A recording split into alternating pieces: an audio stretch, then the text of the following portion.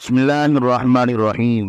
معزز سامعین و ناظرین، ایک مرتبہ پھر ایک نئی معلوماتی ویڈیو لے کے حاضر ہوئے ہیں۔ دعا ہے اللہ کریم آپ سب کو دین و دنیا کی بھلائی نصیب فرمائے۔ آج ہم جس موضوع کو آپ کے لیے لے کے آئے ہیں، جاوید غامدی کے عقائد و نظریات کا اسلامی عقائد سے تقابلی جائزہ۔ موجودہ دور خطرناک فتنوں کا دور ہے۔ ایک فتنہ ختم نہیں ہوتا کہ دوسرا پیدا ہو جاتا ہے۔ اس دور میں ہر مسلمان کو اپنے ایمان کی حفاظت کے لیے کوشش اور دعا کرنی چاہیے۔ حال ہی میں اسلام دشمن قوتوں کی مالی سرپرستی میں پروان چڑھنے والا اور فتنہ غامدیہ نمودار ہوا ہے، جس کا بانی جاوید احمد غامدی ہے، جو المورد کے نام سے مادہ لاہور میں ایک نیو ادارہ بھی چلا رہا ہے۔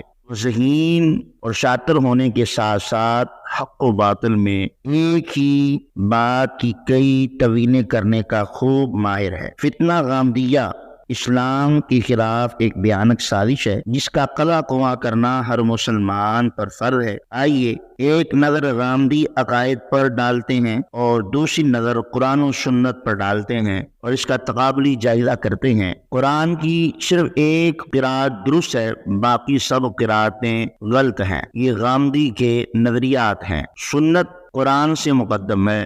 سنت صرف ستائش ہیں۔ حدیث سے کوئی عقیدہ یا عمل ثابت نہیں۔ معروف اور منکر کا تعین وہی نہیں بلکہ انسانی فطرت کرتی ہے۔ نبی صلی اللہ علیہ وسلم کی وفات کے بعد کسی شخص کو کافر قرار دینا اب جائز نہیں۔ موسیقی اور گانا حلال اور جائز ہے۔ مرتد کی سزا قتل نہیں۔ شادی شدہ زانی کے لیے صرف 100 کوڑے سزا ہے۔ شراب نوشی پر کوئی شرعی سزا نہیں۔ شراب نوشی پر کوئی شرعی سزا نہیں۔ غیر مسلم بھی مسلمان کا وارث ہو سکتا ہے۔ کھانے کی صرف 4 چیزیں حرام ہیں: خون، مردار، سور کا گوشت، غیر اللہ کے نام کا ذبیحہ۔ عورت کے لیے دوپٹہ اوڑھنا پہننا کوئی شرعی حکم نہیں۔ حضرت عیسیٰ علیہ السلام وفات پا چکے ہیں۔ کفار کے خلاف جہاد کرنا اس کا کوئی شرعی حکم نہیں ہے۔ مسجد اقصی مسلمانوں کی نہیں بلکہ وہ یہودیوں کا حق زیادہ ہے۔ اسی طرح غامدی اپنے نظریات میں سے کہتا ہے کہ امام علی مقام امام حسین رضی اللہ تعالیٰ عنہ کربلا میں باغی تھے، اور یزید کے بارے میں وہ کہتا ہے کہ وہ بڑا محکم اور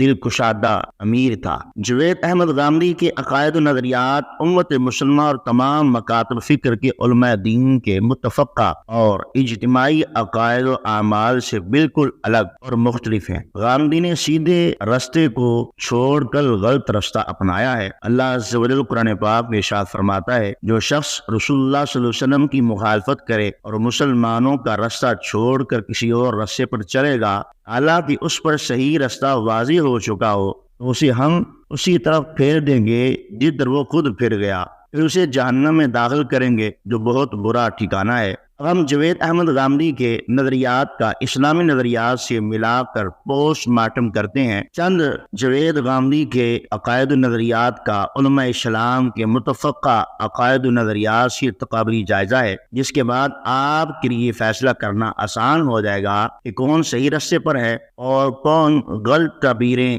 کر کے گمراہ ہو چکا ہے۔ غامدیہ فتنے کا عقیدہ نمبر 1: جو شخص صرف خدا اور آخرت پر یقین رکھتا ہے، خواہ وہ یہودی ہو، عیسائی ہو یا کوئی اور مذہب کا ماننے والا ہو، وہ نجات پا سکتا ہے اور جنت میں جا سکتا ہے۔ یہ غامدی عقیدہ ہے، نظریہ ہے۔ آئیے ہم اس کو قرآن و حدیث سے سنتے ہیں۔ کوئی شخص مکمل ایمان یعنی اللہ پر، فرشتوں پر، نبیوں پر، آسمانی کتابوں پر، آخرت پر، اچھی بری تقدیر کے من جانب اللہ ہونے پر ایمان لائے بغیر نہ تو نجات پا سکتا ہے نہ جنت جا سکتا ہے۔ حدیث جبریل میں آتا ہے کہ حضرت جبریل علیہ السلام کا پہلا سوال یہ تھا، اسلام کیا ہے؟ اس کے جواب میں نبی اکرم صلی اللہ علیہ وسلم نے فرمایا، اسلام کے 5 بنیادی ارکان ہیں۔ حضرت جبریل علیہ السلام کا دوسرا سوال یہ تھا کہ ایمان کیا ہے؟ نبی پاک صلی اللہ علیہ وسلم نے ارشاد فرمایا، ایمان یہ ہے کہ تم ایمان لاؤ اللہ پر کہ اللہ ایک ہے، اس کا کوئی شریک نہیں، اس کے فرشتوں پر، اس کی کتابوں پر، اس کے رسولوں پر، قیامت کے دن پر، اور ایمان لاؤ اچھی بری تقدیر پر۔ مگر اگر آپ نوٹ کریں کہ مسلمانوں کا ایمان کمزور کرنے کے لیے جوید احمد غامدی کہتا ہے جنت میں داخل ہونے کے لیے مسلمان ہونا ضروری نہیں بلکہ ہندو، عیسائی، یہودی بھی جنت میں جا سکتے ہیں۔ آسان الفاظ غامدی سمجھانا چاہ رہا ہے کہ چاہے آپ اسلام سے نکل کر یہودی نصرانی ہو جائیں پھر بھی آپ جنت میں جا سکتے ہیں۔ اس کے لیے اسلامی احکامات پر عمل کرنا، نماز روزہ کی پابندی کرنا بھی ضروری نہیں، اور یہ فتنہ نہیں تو اور کیا ہے؟ فتنہ غامدیت عقیدہ نمبر 2، توریت، زبور اور انجیل آج بھی خدا کی کتابیں ہیں اور ان پر عمل کرنے والا بھی جنت میں جائے گا، یعنی ہندو، عیسائی، یہودی بھی اپنی کتابوں پر عمل کر کے جنت میں جا سکتے ہیں۔ اس پر اسلامی عقیدہ کیا ہے سنتے ہیں۔ توریت، زبور، انجیل اللہ کی ہی کتابیں ہیں مگر وہ محفوظ نہ رہیں۔ یہود و نصارہ نے ان میں من پسند تحریفیں کر دیں، جبکہ قرآن کریم نازل ہونے کے بعد وہ سب کتابیں اور ان میں موجودہ شریعتیں منسوخ ہو گئیں۔ قرآن پاک ہی اب نئی شریعت یہود و نصارہ کے تحریف شدہ کتابوں کی اصلیت کی کوئی گارنٹی نہیں رہی، اور نہ ہی ان کی پرانی شریعتیں قابل عمل ہوں، کیونکہ ہر رسول کی نئی شریعت آنے کے بعد پیچھے والی جو شریعت ہے، پرانی شریعت، وہ خود بخود منسوخ ہو جاتی ہے۔ تو نبی آخر الزماں صلی اللہ علیہ وسلم رسول بھی بن کے تشریف لائے تو آپ نے پچھلی تمام شریعتوں کو منسوخ کر کے اپنی شریعت محمدیہ کو نفاذ فرمایا۔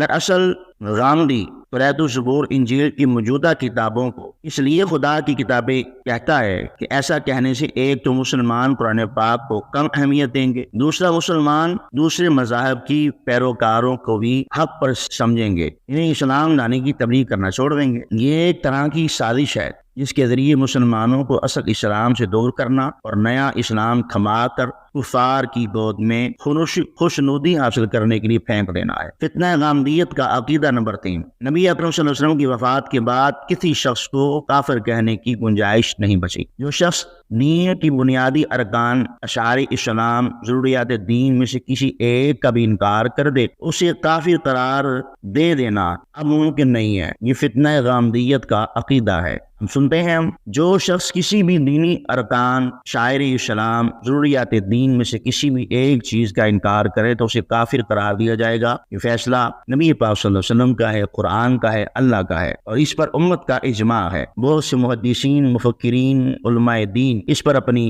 اقرار رکھتے ہیں۔ وہ کہتے ہیں جس شخص نے بھی اللہ اس کے رسول صلی اللہ علیہ وسلم کے احکامات کو نہ مانا، خواہ نماز ہو، دینی ارکان ہو، شاعر اسلام ہو، ضروریات دین ہو، کسی بھی چیز میں سے کسی ایک کا انکار کرے تو کافر قرار پایا جائے گا۔ غامدی فتنہ مزید سنیے۔ فتنہ نمبر 4، عقیدہ نمبر 4، قرآن کی صرف ایک ہی قرأت درست ہے، باقی سب قرأتیں عجم کا فتنہ ہے۔ متفقہ اسلامی عقیدہ یہ ہے کہ قرآن کریم کی 7 یا 10 17 قرأتیں متواتر صحیح ہیں اور یہ 1400 سال سے چلتی آ رہی ہیں۔ فتنہ غامدی عقیدہ نمبر 5، قرآن پاک کا ایک نام میزان بھی ہے۔ اس پر ہم متفقہ اسلامی عقیدہ سنتے ہیں۔ میزان قرآن پاک کے ناموں میں سے کوئی نام نہیں اور نہ ہی کسی قرآنی آیت یا حدیث سے ثابت ہے۔ قرآن پاک کو نیا نام دے کر غامدی نے فتنہ کھڑا کیا۔ جوید غامدی نے کبھی قرآن کو میزان قرار دیا تو کبھی سنت کو میزان ٹھہرایا، کبھی ایک میزان تو کبھی 2 میزانیں۔ ایک جگہ لکھتا ہے قرآن کریم میزان ہے، چنانچہ تولنے کے لیے یہی ہے۔ اس دنیا میں کوئی چیز ایسی نہیں جس پر اسے تولا جا سکے۔ البتہ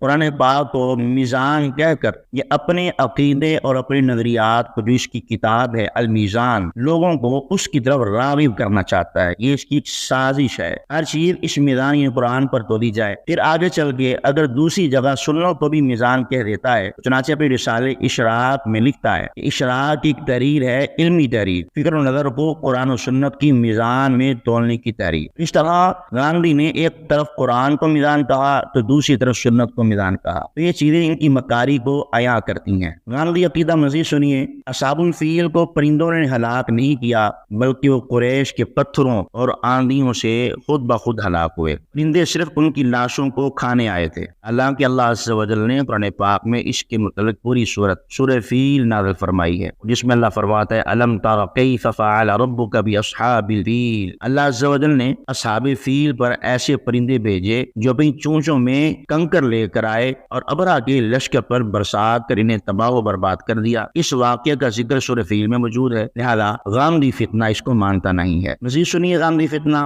حدیث سے کوئی بھی اسلامی عقیدہ یا عمل ثابت نہیں۔ غامدی فرقہ یہاں سیدھا سیدھا احادیث نبی صلی اللہ علیہ وسلم کا انکار کر رہا ہے اور کہتا ہے کہ احادیث بھی کوئی چیز نہیں، اس سے نہ عقیدہ ثابت ہوتا ہے نہ عمل۔ آئیے سنتے ہیں، اللہ پاک فرماتا ہے من یطیع الرسول فقد اطاع اللہ، جس نے رسول کی اطاعت کی اس نے اللہ کی اطاعت کی۔ اب اس حکم میں قرآن پاک کا حکم ہے، لہذا احادیث مصطفیٰ کو اللہ تبارک و تعالیٰ نے اپنی بات کا درجہ دیا، تو اس لیے احادیث مصطفیٰ سے یہ کہتا ہے کوئی عقیدہ، کوئی اسلامی نظریہ یا بات یا عمل ثابت نہیں، لہذا یہ جھوٹ ہے، من گھڑت ہے، کیونکہ اللہ تبارک و تعالیٰ نے نبی صلی اللہ علیہ وسلم کی بات کو اپنی بات قرار دیا ہے۔ پھر ایک مقام پر فرمایا وَالنَّجْمِ إِذَا هَوَىٰ مَا ضَلَّ صَاحِبُكُمْ وَمَا غَوَىٰ وَمَا يَنطِقُ عَنِ الْهَوَىٰ إِنْ هُوَ إِلَّا وَحْيٌ يُوحَىٰ۔ ترجمہ، تاریخ کی قسم جب وہ اترے تمہارے صاحب نہ بہکے اور نہ بے راہ چلے، اور وہ کوئی بات خواہش سے نہیں کہتے، وہ وہی ہی ہوتی ہے جو انہیں کی جاتی ہے۔ تو لہذا نبی پاک صلی اللہ علیہ وسلم کی بات کو اللہ کریم اپنی بات کہہ رہا ہے۔ تو اس لیے غامدی فرقے کا یہ عقیدہ کہ حدیث سے کوئی اپنی اسلامی عقیدہ یا عمل ثابت نہیں، یہ جھوٹ ہے۔ غامدی فرقے میں یہ عقیدہ ہے کہ عورتیں بھی مردوں کی امامت کروا سکتی ہیں۔ اسلام میں عورتوں کا مردوں کی امامت کروانا جائز نہیں، یہ کام صرف قادیانی ہی کر سکتے ہیں۔ شاید غامدی بھی قادیانی کا نیا چہرہ ہے، اور اصل میں غامدی قادیانیت کا یوں کہہ لیجئے کہ برادر اصغر ہے۔ جو عقیدے جو نظریے قادیانیوں کے ہیں، اصل میں وہی عقیدے وہی نظریے اس غامدی کے ہیں۔ اصل میں غامدی جو ہے قادیانیوں کو بھی مسلمان سمجھتا ہے، جبکہ مسلمان ہر اس شخص کو کافر کہتا ہے جو اللہ اور اس کے رسول صلی اللہ علیہ وسلم کے دین سے ٹکرائے یا کسی بھی شاعر اسلام ضروریات دین کا انکار کرے، اسے ہم کافی سمجھتے ہیں، اور جو ختم نبوت کا سرے سے انکار کرے۔ لہذا غامدی کی اس ویڈیو کو سماعت فرمائیں۔ احمدی حضرات کے بارے میں آپ کی کیا رائے ہے؟ کیا وہ مسلمان ہیں؟ دیکھیے، میرا نقطہ نظر، اور ذرا دل تھام کے سن لیجئے، وہ ہمیشہ سے یہ ہے کہ ہر وہ شخص جو اپنے آپ کو مسلمان کہتا ہے، مجھ کو کوئی حق نہیں ہے کہ میں اس کا انکار کروں۔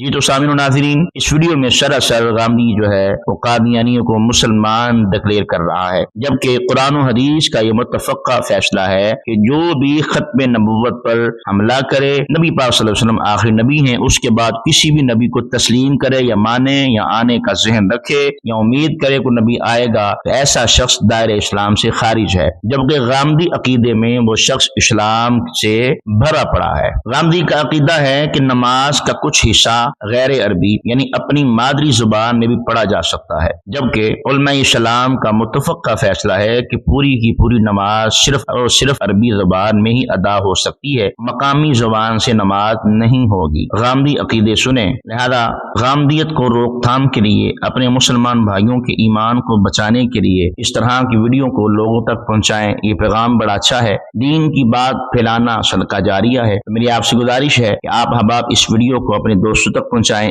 زیادہ سے زیادہ شیئر کریں، اور اپنی قیمتی آراء کا خیال کمنٹ باکس میں لازمی فرمائیں۔ دیکھتے رہیے ون اسلامک ٹی چینل۔ جزاکم اللہ خیرہ۔